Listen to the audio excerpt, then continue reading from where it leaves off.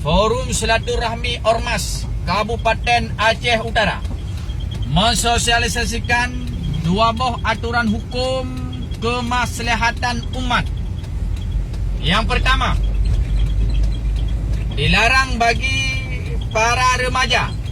Yang pertama, bagi para pelajar, para remaja, para pemuda dilarang berkeliaran pada jam belajar.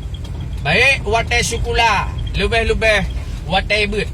Orangnya ka saban-saban getanyo kalen. Ka saban-saban getanyo saksikan. Seiring dengan kedai kopi di mana-mana, kafe ka rata tagau, wifi dum kalang kampung, sehingga letat anemit hana leja bet. Para remaja hana lambut, para pemuda kabeh lalet ba wifi, lalai dengan game. Maka ke depan pemerintah Kabupaten Aceh Utara akan gepegat hukum dan sedang gepegat aturan hukum.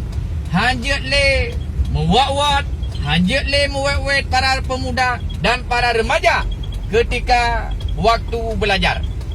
Yang kedua, aturan hukum yang kedua, dilarang berkeliaran di waktu malam bagi kaum wanita, bagi kaum murinang tanpa didampingi oleh mahram. Aturan hukumnya gepegat seiring permasalahan yang terjadi urunyo di Aceh.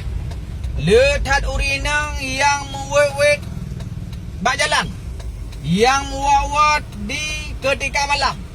Menjanjian tak fikir